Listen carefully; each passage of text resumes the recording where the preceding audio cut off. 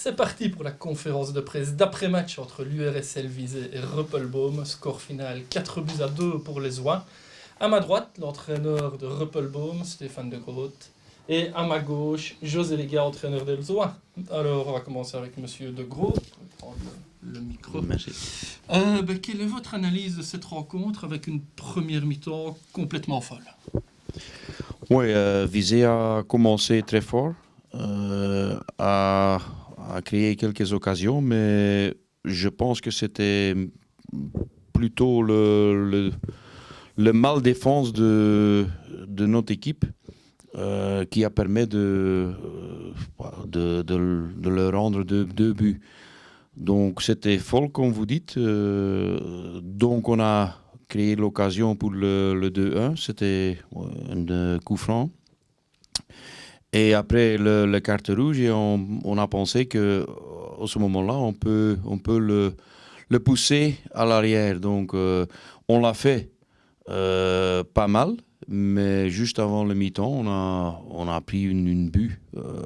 C'était comme défense, c'était comme des scolaires. Hein. C'était pas normal, hein, ça. Donc, et à ce moment-là, tu sais que 3-1, ça devient de plus en plus difficile.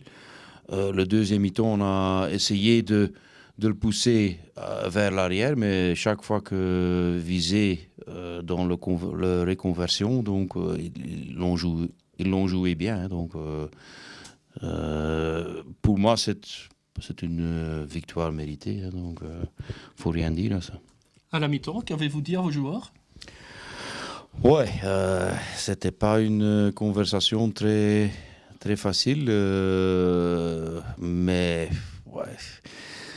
Ça, il ne vaut rien de crier et tout ça. Donc, je l'ai dit, écoute, ça devient de plus en plus difficile si tu commences à le défendre comme ça. Donc, on va le pousser à l'arrière. Si on sait marquer si vite que possible, ça peut être difficile pour eux, peut-être, qu'ils tombent dans le panique ou ça, mais pendant le deuxième mi-temps, tu vois de plus en plus que ça sera de plus en plus difficile. Hein, donc, Oui, et votre deuxième but est tombé beaucoup trop tard. Il est anecdotique d'ailleurs. oh oui, mais on n'a pas créé tellement. Donc, on n'a pas créé des occasions, presque pas. Donc, on a essayé, mais c'était pas assez. Donc.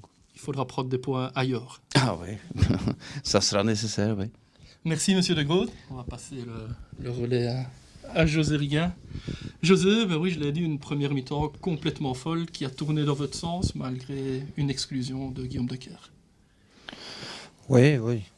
Avant l'exclusion, je pense que ce soit grâce ou à cause de la défense de Ruppelboom, peu importe, on s'est créé des occasions en suffisance pour que ce soit pratiquement 2 ou 3-0 après un quart d'heure, 20 minutes. Mais bon, on connaît la chanson ici, malheureusement. Je crois que voilà, c'est un nouveau scénario que les circonstances nous ont proposé, comme à chaque fois. Un scénario différent, mais finalement, on a concrétisé, heureusement. Et ce troisième but avant la mi-temps, évidemment, tombe à point nommé. Après, comme le coach adverse a dit, sur la deuxième mi-temps, je pense qu'on a contrôlé, voilà, avec ce qu'il fallait comme intensité, et certainement des reconversions qui pouvaient faire mal. On savait que c'était, entre guillemets, la possibilité qui subsistait dans le match, c'était de pouvoir justement se reconvertir rapidement. Et on a fait un travail défensif, en tous les cas, sans être vraiment inquiété et sans vraiment concéder d'occasion, ce qui est bien. Maintenant, voilà, les fines bouches diront le deuxième but. Mais moi, je pense que ce qu'il faut souligner, c'est l'état d'esprit à 10. Ce n'est pas la première fois, puisqu'on l'avait fait à Liège. Et puis aussi, voilà, autant je suis content du résultat final, parce qu'on savait que c'était un match important pour les deux équipes. Autant je ne peux m'empêcher de me remémorer les matchs précédents en me disant que bien souvent, quand on voit le parcours des équipes qu'on a rencontrées et qu'on a laissé filer, voilà, c'est dommage, mais on ne refera plus le passé. Donc, il ne faut pas croire non plus que la fin du championnat, je vais dire, est le fait d'un seul match joué. Hein. On doit encore faire ce qu'il faut sur les matchs prochains. Mais la solidarité affichée et la maîtrise affichée, finalement, sans avoir le ballon, eh bien, voilà, est évidemment encourageante pour la suite et je dois féliciter les gars. Oui, la suite, c'est déjà samedi avec un déplacement à la Louvière. Les matchs s'enchaînent dans cette période, en fait. Bah oui, on le savait, hein, et c'est d'autant plus regrettable que le match précédent, je ne reviens pas sur le passé, mais je le fais quand même, on concède cette égalisation tout à la fin. Voilà, c'est dommage, mais voilà, on a remis un petit peu les pendules à l'heure aujourd'hui et il faut continuer dans cette voie-là. Maintenant, il est plus facile, évidemment, pour nous de nous exprimer souvent contre des équipes qui cherchent à jouer, comme c'est le cas de Beaume, qui cherche à construire et qui forcément, parfois, s'expose.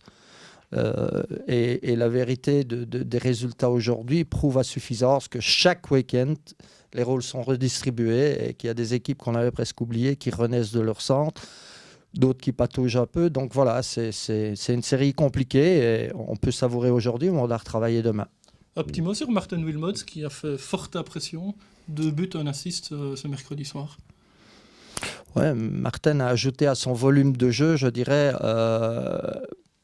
le côté réaliste, quoi, le côté productif. Donc c'est tant mieux, c'est tant mieux. C'est évidemment mérité par rapport à sa débauche d'énergie, mais sur un match pareil, on ne ressort pas uniquement un joueur. Je pense que voilà, l'ensemble a répondu à l'attente et comme toujours, un scénario avec un exclu, bah, dans notre situation, ça peut être compromettant.